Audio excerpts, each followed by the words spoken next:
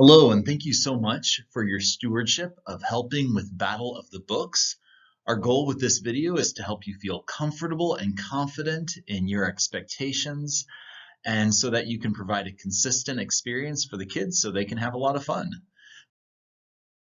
So, as a volunteer, you will be working with another adult in the classroom. One of you will be the moderator, and one of you will be the timekeeper, both working together as a judge. Moderator will read the questions and announce correct or incorrect, and the timekeeper will keep track of time. And if they've gone over time, simply say time. I At the end, you'll both be filling out a score sheet throughout the match, and at the end you'll submit that. And in the room, you'll be working most likely with student volunteers who are keeping track of the score and operating the buzzers. Sometimes they need a little help to watch and make sure they are correctly recording the scores on the whiteboard, but usually that goes pretty smoothly. Please always remember this is supposed to be a fun competition to encourage reading great books. In the past, we've had some matches where people have been very nitpicky about the rules, and that kind of makes it not very fun for the kids. We've also had matches where we haven't really been consistent on the rules, and then the kids feel like, well, they got those points even though they broke the rules, and that's how they beat us. So that's why we're really trying to have a consistent approach. So once the kids come into your room before the match, you'll double check that you have the correct teams. You'll test the buzzers, just having each member buzz in, making sure the lights work, and you'll be really friendly and encouraging to the kids. There's two divisions. There's a 5th grade and a 6th grade division, and each team will consist of at least 4 5th graders and 4 6th graders. So the very first question that you'll give is a toss-up question. Usually this is the only question where either team can buzz in. So whichever team buzzes in first will then get all the odd-numbered questions, regardless of whether they get the answer correct or not. So I always, as soon as you have that first kid buzz in, once you've resolved whether they've got it correct or not, then whichever team buzzed in first, I put their team's initial by all of the odd-numbered questions, and the other team's initial by all the even number questions. So for example, if you've got St. Patrick's versus St. Joseph and St. Patrick's buzzes in first, I put a P by all those odd numbers and a J by all those even numbers. Even if they buzz in first and then they get it wrong and the other team gets the question right and gets the points for that question, doesn't matter. Whichever team buzzes in first, they get all the odd numbers. So after that first question, it is going to go back and forth. So one thing you'll need to know about is conferring or consulting as a team. This is a rule that was changed in the last 5 years. Now, every time you ask a question, teams are allowed to confer with each other for 10 seconds. So you'll see them kind of huddle together as a group. Usually this doesn't happen on the toss-up question because they are wanting to buzz in quicker. But after that, we encourage the kids, talk together, see who knows the answer, see if you can rule out certain books and make an educated guess. So they have 10 seconds to confer. Once somebody on the team does buzz in, then the consultation must stop and an answer must be given. And the opposing team is not allowed to consult while the question is being given to the other team. They must wait until the question is addressed to them. It's called a rebound, and we'll get to that more later. So they have 10 seconds to answer in. Sometimes you'll see that they just keep consulting and time is up and the timekeeper will need to say time. Sometimes a kid will try to buzz in after you've announced time and you just have to say, I'm sorry, I know the 10 seconds was up. Sometimes you'll start to say time right and then the buzzer goes off and you can be merciful and say, okay, I think you buzzed in right before the 10 seconds was up. But once they buzz in, then they need to be recognized. So sometimes your equipment operator will do this, but usually it ends up being one of the judges that will say the team name and the number of the team member that buzzed in. So you'd say St. Pat's number 3. And then the person that is recognized now has 3 seconds to give the answer.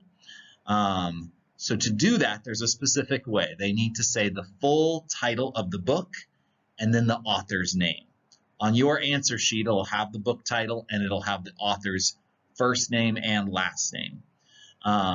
So remember when I said not to get too nitpicky? So here's a few things to watch out for. First off, there is one book on our list that has an extremely long title. So the full title is Ida B and Her Plans to Maximize Fun, Avoid Disaster, and Possibly Save the World. I don't think any kids will be giving that one. We've said they can shorten it down to Ida B and Her Plans to Maximize Fun, or just Ida B. So all the rest of them should be pretty close to the full title, but you do not need to worry about articles. If they miss a the or an or accidentally add a the or that's not the essential part of the title. So if a student says City of Ember instead of the City of Ember, you can still count it right. If they say A False Prince instead of The False Prince, still count it right. Night of Twisters instead of Night of the Twisters, please still count it right. They've got the essential part. With the author's name, they can either say the full name or they can just give the last name. Please don't stress about pronunciation. I'd accept McSwiggan, I'd accept McSwigan, I'd accept McSwiggan, as long as you know they're trying their best. And we have a few authors with a middle name or two last names. So I think for Christopher Paul Curtis, a student could say the full name. They could say Bud Not Buddy by Curtis, or they could also say Bud Not Buddy by Paul Curtis. The book Found also is another one of those. They could say Found by Peterson Haddix, or Found by Haddix, or Found by Margaret Peterson Haddix, and say the whole thing. So once the student gives the answer, here's a few other little rules. The first person on any team who answers before being recognized will receive a warning from the moderator. Any further interruption by members of that team will result in that team being assessed an incorrect answer as a penalty. And they almost always do get excited and buzz in and want to answer right away. So usually each team will probably get one warning. But after that, if they're answering before being recognized, you just have to tell them, I'm sorry, I've already given you the warning. I'm now going to give the other team a chance to answer that question. If a contestant answers either the title or the author's name correctly, but the other part is incorrect, then the moderator will say incorrect and will reread the question for the other team. So you shouldn't say, I'm sorry, you gave the wrong author's name, because then that would be giving the other team an unfair advantage. And you can only accept the first answer given. It's like in a spelling bee. If they say Harry Potter and the Prisoner of Azkaban by Rowling. Oh, wait, no, I mean Harry Potter and the Sorcerer's Stone by Rowling. Nope, sorry. First answer is the one we have to take. All right, so if they do get it correct, then their team is awarded 2 points, and then you move on to the next question. If the answer is incorrect, usually no points are deducted, and the other team gets a chance to answer the question. This is a rebound. Unless, this is the only way they can lose points, if a team buzzes in before you've finished reading the question. This is an interruption. If they interrupt you and they answer it incorrectly, then they lose 1 point. If they answer it correctly and interrupted you, it really doesn't matter. They still get 2 points. So as soon as they buzz in, you immediately stop reading. Mid-question, you see if they can get it right. If they get it right, 2 points. If not, that's the only way they can lose a point. You have to penalize them 1 point for interrupting. Because really, after that first toss-up question, there's no reason for them to interrupt you. They're not supposed to be racing against their own teammates. All right, so if the answer is incorrect because, well, maybe no one buzzed in for 10 seconds and your timekeeper had to say time. Maybe a contestant buzzed in, but after 3 seconds still hadn't answered and your timekeeper had to say time. Or maybe they gave the wrong answer and the moderator had to say incorrect. Then we have a rebound. So you'll reread the question and give the other team the opportunity to try to answer it. Sometimes as you're rereading the question, the other team will get excited and buzz right in. We don't penalize interruptions on rebounds. So the opposing team members can confer after the moderator has declared an answer to be incorrect. Let's see. They're not supposed to start conferring though till the other team, it has been declared incorrect. So if they start conferring while the other team is conferring, they will be given one warning. If after this warning, the opposing team confers again in the round while the other team is conferring, then the question will not be addressed to them. So you would just say, I'm sorry, that's incorrect, and the other team will not get a chance to rebound since I've already given you a warning and you were conferring while the question was still the other team's. So in a rebound, the other team has 10 seconds for consultation, and if no one's buzzed in by the end of the 10 seconds, the judge will call time. No points will be awarded, but hopefully somebody will buzz in and get the answer correct and get those 2 points.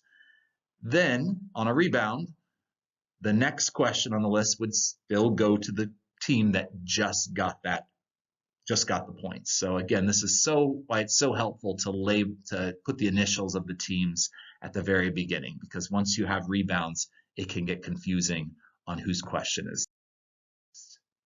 So your say as a judge is final. They're not allowed to argue with you about timing or more than one answer being correct.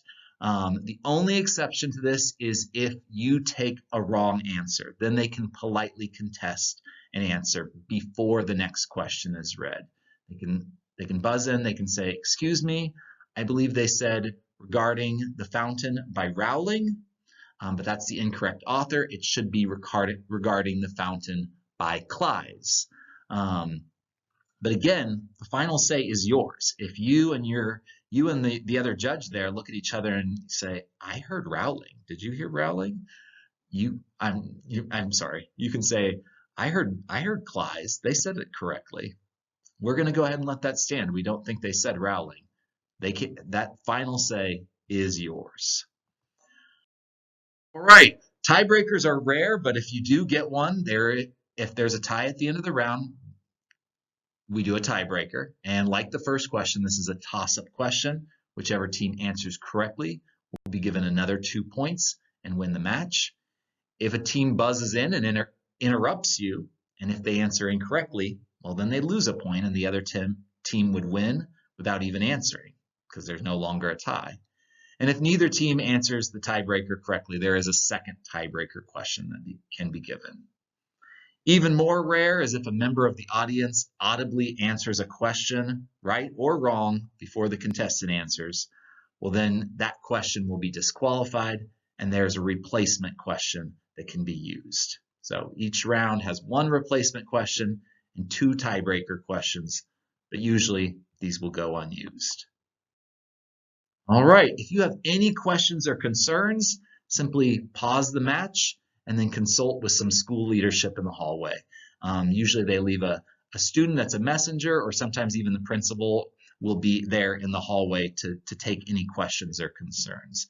If anybody's upset about something, you don't need to deal with that. Make the principal deal with that. All right, then after the match, you'll double check that the score sheets match between both judges.